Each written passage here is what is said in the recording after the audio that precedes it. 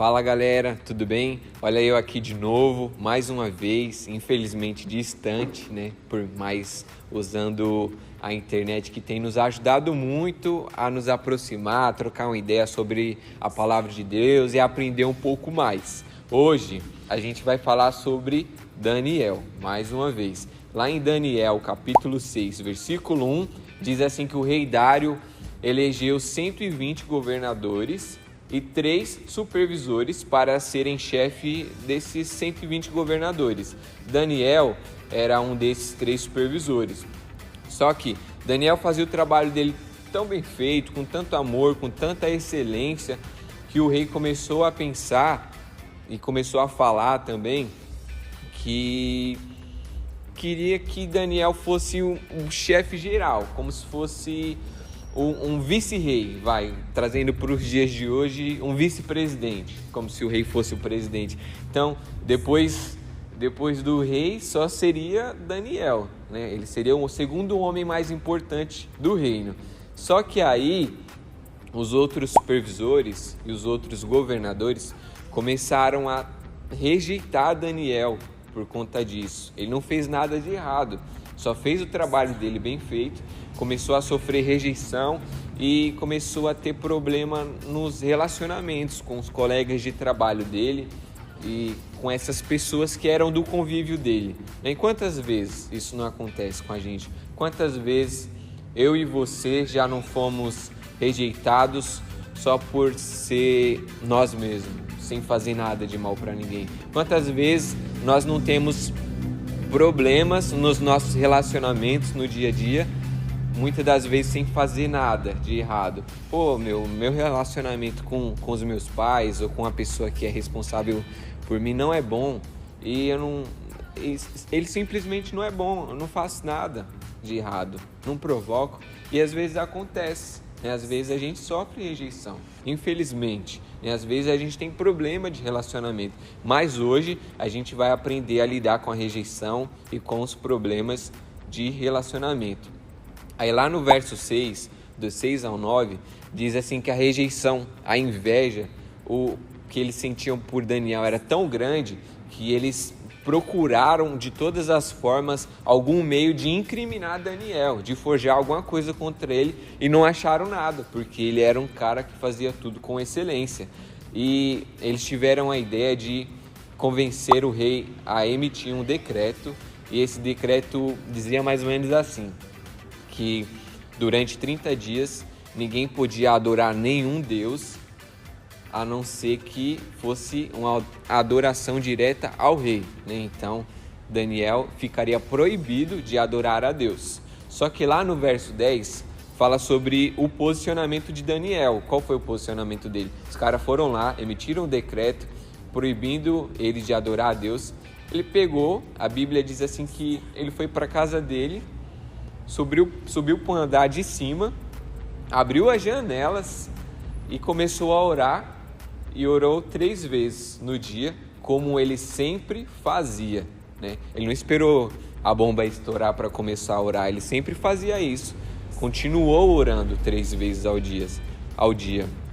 E só que aí as coisas começaram a dar errado. Do versículo 11 em diante, do 11 ao 15, diz que esses outros governadores, outros supervisores que não gostavam de Daniel, no qual ele tinha problemas de relacionamento, foram lá e viram ele orando, flagraram ele orando lá da janela e foram lá e denunciaram para o rei. Falou: rei, é o seguinte, a gente pegou Daniel no flagra, não tem como voltar atrás. O rei fez de tudo para tentar livrar Daniel, tentou dar uma desculpa, mas eles falaram: o decreto de rei não se volta atrás. E qual que era a condenação para esse decreto?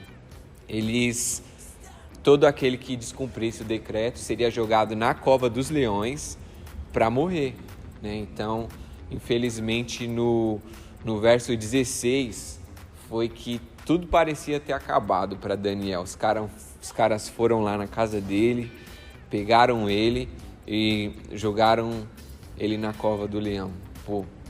Para quem não conhece a história, chegando a esse ponto, parecia o fim, parecia que tinha tudo dado errado né, que tudo que ele fez de bom foi em vão. E quantas vezes a gente não se sente assim na nossa vida? Às vezes a gente está fazendo tudo certo, vou para a igreja, vou para a célula, tenho comunhão com os meus irmãos, faço discipulado com o meu líder, com os meus amigos, e as coisas continuam dando errado. Foi isso que aconteceu com o Daniel. Ele fazia tudo certo, só que as coisas começaram a dar errado na vida dele. E como que a gente lidar com as coisas que dão errado na nossa vida? Como que a gente qual é a nossa postura mediante a rejeição, a problemas no relacionamento? E Daniel, infelizmente, foi jogado na cova dos leões, e o rei foi para o seu quarto, né? Passou a noite muito triste pensando em Daniel, e no outro dia de manhã ele foi correndo lá, talvez pensando em retirar o corpo de Daniel, ou talvez com a esperança de que Deus tivesse salvado Daniel. E chegando lá na cova, mandou tirar a pedra que servia como porta e chamou Daniel pelo nome. Daniel, você está aí? E Daniel pegou e respondeu, opa, rei, estou aqui. Isso no versículo 19, já do 19 ao 23. E Daniel respondeu assim, o Senhor me jogou aqui sem eu fazer nada de errado, nem contra Deus e nem contra você. E o Senhor me viu como inocente. Então o que o Senhor fez? Enviou o anjo para que fechasse a boca dos leões, e ele dormiu lá com os leões. Talvez tenha feito até a juba do leão como travesseiro. Dormiu lá no meio dos leões.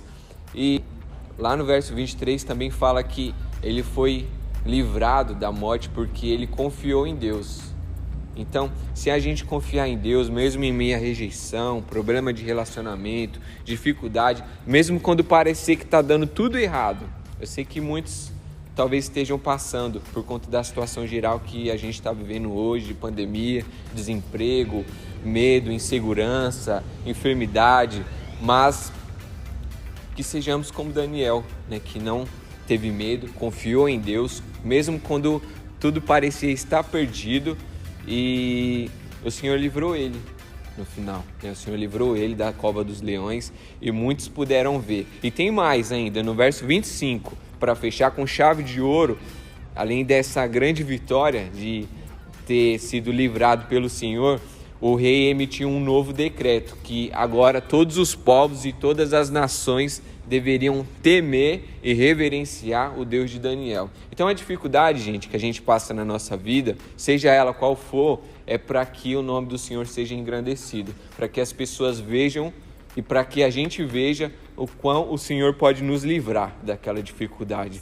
Então, eu vou encerrar falando a mesma frase que a gente falou semana passada no último vídeo, que as condições gerais e pessoais não mudam a nossa missão. Independente do que aconteça, a gente vai continuar conhecendo a Deus, se for por meio de vídeo, se for presencialmente, que seja. A gente não vai parar, vamos continuar conhecendo a Deus e os seus valores, despertando os nossos dons e marcando a nossa geração, assim como foi feito com Daniel. Beleza? Então, não desanime. Você que é líder de célula, envie esse vídeo para os seus amigos aí da célula. Você que está vendo esse vídeo, envia para o seu amigo da escola, seu amigo da rua, seu colega de célula. Se tem alguém que você acha que precisa ouvir essa palavra, além de você e eu, envie, independente da idade, porque a palavra de Deus não tem idade. Ela é para todos os públicos, só a forma de linguagem que a gente muda um pouquinho para que seja melhor o entendimento de acordo com a nossa faixa etária. Então é isso, galera, tamo junto e até o próximo vídeo. Valeu!